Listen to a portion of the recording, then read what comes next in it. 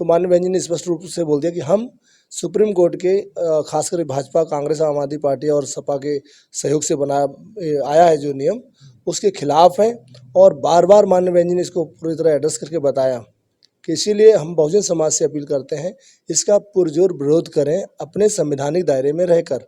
उस SC/ST वर्गीकरण के खिलाफ बहुजन समाज पार्टी शांतिपूर्वक तरीके से पूरे देश में जो 21 तारीख का जो बंद का समर्थन दिया है, तो उसमें शांतिपूर्वक तरीके से हम लोग अपना ज्ञापन देंगे, अपने लोगों तक जाएंगे और लोगों को समझाने का प्रयास करेंगे किस तरह हमारे लोगों का हित किया जा रहा है। उन्होंने जब संविधान बचाने की बात आई थी तो उन्होंने नाटक किया।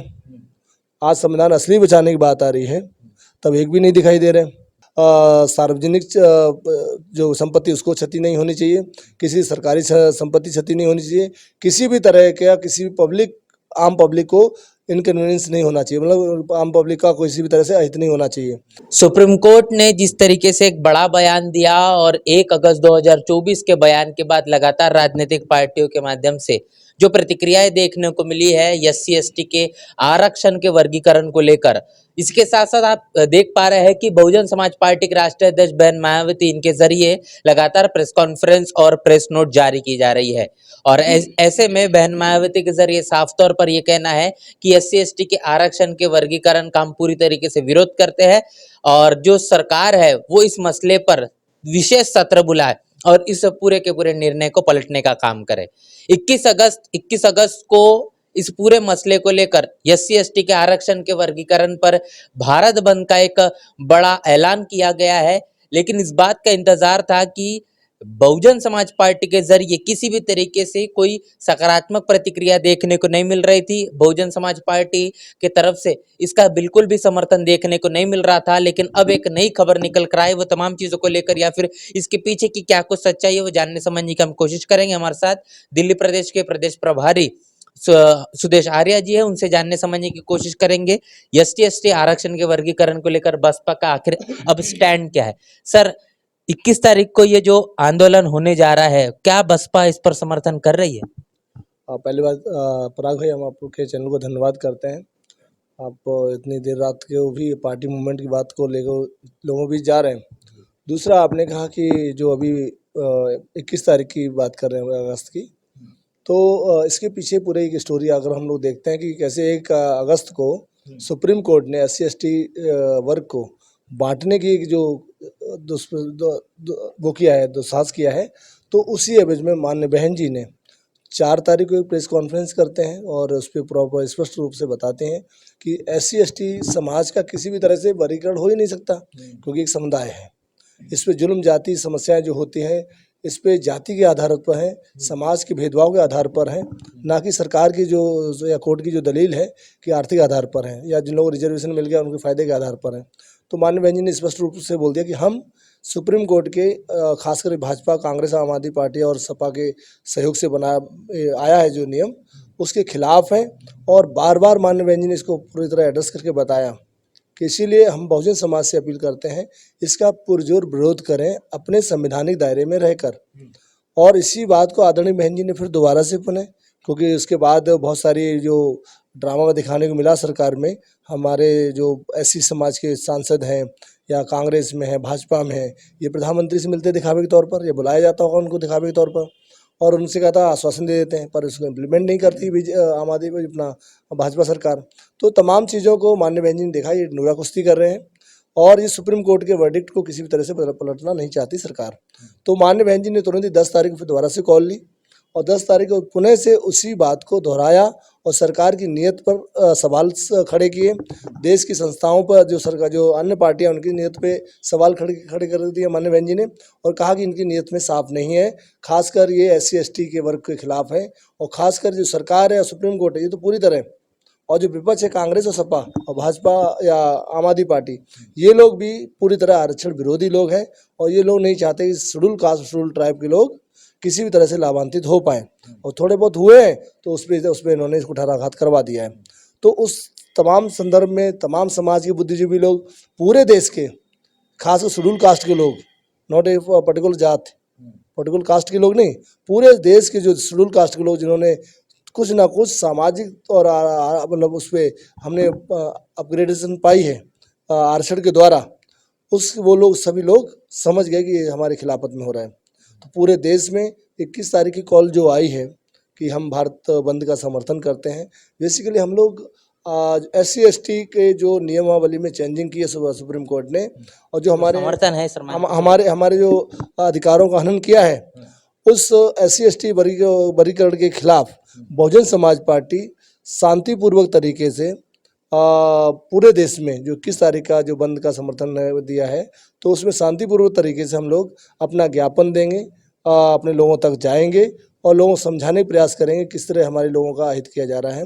तो इसमें हम लोग समर्थन कर रहे हैं, पर शांतिपूर्वक तरीके से, किसी भी तरह से कोई भी किसी तरह का हानि ना हो। इस बात का तो कहने की हो सकता है ऐसा कि दंगाई जो देखना 2 अप्रैल की जैसी घटना हुई, तो 21 अगस्त को भी ऐसा कुछ हो सकता है, इसका भी इसीलिए माननीय बहन जी का हम अलर्ट रहें और हमें अपने संवैधानिक दायरों में आप क्या कर सकते हैं, आप अपना आर्टिकल लिखें और जाके ज्ञापन के तौर पर दें। आप चाहें तो शांतिपूर्वक तरीके से एक जगह खड़े होकर छोटी सी क्लिप बनाएं, वीडियो बनाएं, सरकार तक पहुंचाएं कि हम इसका विरोध करते हैं। मीडिया की भूमिका हमेशा बसपा को बदनाम करने वाली देखती है, तो क्या नहीं लगता अगर दंगा भड़कता है तो ये बसपा के ऊपर में भी इसका एक असर हो सकता है? बहुजन समाज पार्टी हमेशा अनुशासन में काम करती है, तो बहुजन समाज पार्टी किसी भी दंगा फसाद का कभी समर्थन करती ही नहीं है। चाहे मानवर काशीराम साहब से लेकर आदरणीय बहन जी तक देख लो, और चाहे 2018 के 2 अप्रैल का आंदोलन देख लो, उसमें माननीय बहन जी का शांतिपूर्वक तरीके से करना है। और माननीय बहन जी का ही वो था कि उसमें बहुत सारी चीज़ें साफ हो गई। हमारी तमाम लोगों पर जो अत्याचार शोषण हुए थे, उसके बावजूद बहन जी उनके लिए बहुत सारी पैरवी की कोर्ट में जाकर, उनको बाहर निकालने का हमारे लोगों ने किया। तो इसमें भी माननीय बहन जी ने एकदम स्पष्ट रूप से कह दिया कि आप किसी भी तरह से कोई भी हिंसा, कोई भी इस तरह के इन्वॉल्वेशन में हम लोग पार्टिसिपेट नहीं करेंगे। हम सिर्फ शांतिपूर्वक तरीके से इस समर्थन का बंद का समर्थन देते हैं। लगातार जो विरोध किया जा रहा है इस मसले को लेकर, उसके बावजूद भी जो संज्ञान नहीं लिया जा रहा है केंद्र की सरकार की तरफ से, इसको लेकर क्या? वो तो साफ साफ है, उनका नीति साफ नहीं है भाई। वो तो साफ कह चुके हैं इसको किसी भी तरह से आरक्षण उन्होंने आज से खत्म नहीं किया। 1950 से 1970 तक जब लोग शिक्षित ही नहीं थे सही से, तो आरक्षण का लाभ नहीं ले पाए। 1970 के बाद 80-85 तक थोड़ा बहुत शिक्षित हुए, तो कोई पुलिस में आ गया, कोई टीचर बन गया, कोई बैंकर बन गया, कोई कुछ बन गया, कोई B ग्रेड ऑफिसर बन गया, कोई शिक्षा विभाग में BSA बन गया। तो इस छोटी छोटी जॉबें उन्हें मिल गई। लेकिन जैसे उन्होंने देखा ये लोग रिजर्वेशन के द्वारा कुछ ना कुछ ऊपर आ गए दलित समाजी लोग, तो वैसे ही इन लोगों ने, कांग्रेस ने खासकर प्राइवेटेशन का दौर 1990 में लेके आ गए। प्राइवेटेशन दौर क्यों लेके आ गए कि जिससे सरकारी संस्थाओं का जो श्रिंकपन या छोटापन करना उन्होंने शुरू कर दें, तो उन्होंने शुरू कर दिया। तो ये किसी भी लहजे से नहीं चाह रहे थे कि पूरी तरह रिजर्वेशन लागू हो, ना इन्होंने लागू किया।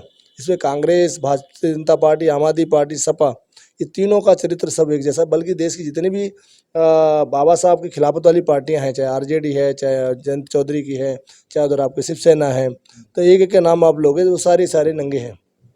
जो जिस तरीके से बसपा ने तो अभी समर्थन कर दिया आपने कहा है, तो क्या कांग्रेस और सपा भी इस बंद का समर्थन कर सकती है? ऐसा कुछ उम्मीद की जाए? वो क्यों करेंगे? उन्होंने जब संविधान बचाने की बात आई थी, तो उन्होंने नाटक किया। आज संविधान असली बचाने की बात आ रही है, तब एक भी नहीं दिखाई दे रहे।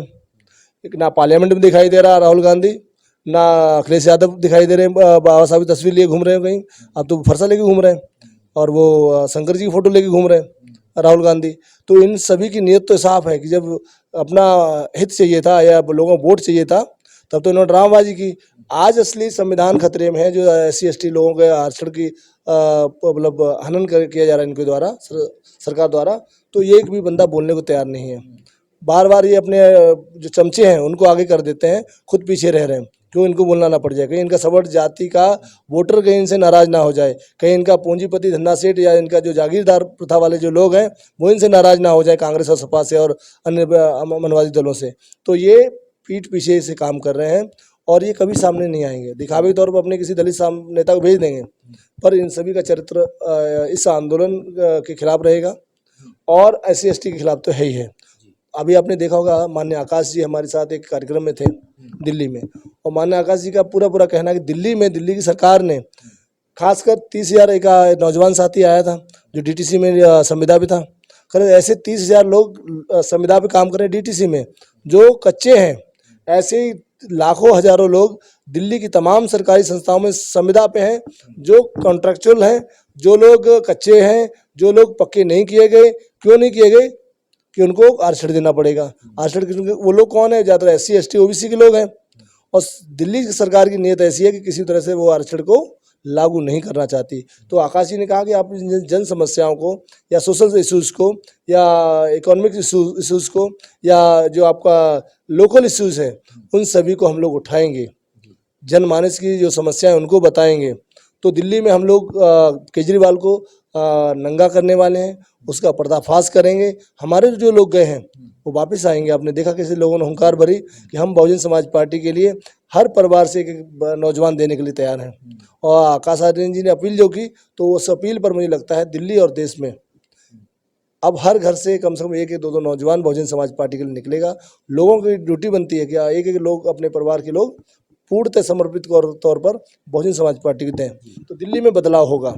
आने वाली जो 21 तारीख है और ये जो भारत बंद का जो ऐलान किया गया है, बसपा ने अभी समर्थन कर दिया, आपने तमाम बातें कही है, तो इस समर्थन में किस तरीके से बसपा का प्रारूप होगा और तमाम जो पूरे देश से देखने वाले बसपा के समर्थक के कार्यकर्ता है, जो वोटर्स है ना, तमाम जो इसका जो समर्थन कर रहे हैं, उनको आप क्या कुछ कहना चाहिए? देखिए, मेरा आपके चैनल के माध्यम से यही कहना है कि जो भारत बंद की 21 तारीख कॉल है, खासकर SC ST समाज के लोगों के लिए जो वर्गीकरण का सुप्रीम कोर्ट ने किया है, उसमें अगर आपका प्रदर्शन विरोध है तो उसको हमको शांतिपूर्वक तरीके से करना है। बहुजन समाज पार्टी का तो स्पष्ट है, शांतिपूर्वक तरीके से करना है। किसी भी तरह का कोई भी सार्वजनिक जो संपत्ति उसको क्षति नहीं होनी चाहिए, किसी सरकारी संपत्ति क्षति नहीं होनी चाहिए, किसी भी तरह का किसी भी आम पब्लिक को इनकन्वीनियंस नहीं होना चाहिए, मतलब आम पब्लिक का किसी भी तरह से अहित नहीं होना चाहिए। आपको जो भी अगर अपना विरोध प्रदर्शन करना है वो शांतिपूर्वक तरीके से भी हो सकता है, और बहुजन समाज पार्टी हमेशा शांतिपूर्वक तरीके से करती है। उसमें आप ज्ञापन दे सकते हैं, कहीं खड़े होकर अपना पार्टी मूवमेंट बाबा साहब और तमाम बातों को कह सकते हैं, मीडिया को एड्रेस कर सकते हैं। आपके चैनलों के द्वारा हम लोग बात कर रहे हैं, तो ये विरोधी तो है उस नियम का। तो इस तरह से हम लोग बहुजन समाज पार्टी के लोग 21 तारीख को अपने तरीके से करेंगे, पर किसी भी तरह का बहुजन समाज पार्टी हिंसात्मक या किसी भी तरह का अभद्र या उपद्रव के तौर पर इसका समर्थन नहीं करती। ये आंदोलन करने के बाद अगर तभी भी जो केंद्र की सरकार है ये तमाम बातों को अगर नहीं मानती तो बसपा का अगला पड़ाव क्या होगा? नहीं, सरकार क्यों नहीं मानेगी? पहले भी झुकी है भाई। अगर उनको आने वाले अगर नहीं झुकेगी तो वो जो डिवाइडेशन करना चाह रहे हैं, लेकिन समाज तो इकट्ठा हो गया। अगर 2 4 5 10 अगर कहीं पे बिचौलिए अगर कुलबुला रहे हैं तो उससे फर्क नहीं पड़ने वाला। ऐसे तो हर समाज में होते हैं। तो इसीलिए बहुजन समाज पार्टी पूरी तरह से अपने समाज को इकट्ठा कर लिया है। दलित कम्युनिटी के हित की बात हो रही है, दलित कम्युनिटी के हित के करने वाले मसीहा बाबा साहब के अधिकारों की बात हो रही है। संविधान को असली बचाने वाले का चेहरा सामने आ गया, माननीय बहन जी हैं। राष्ट्रीय नेता बहुजन समाज की और इस देश के दलितों की रक्षिका कौन है?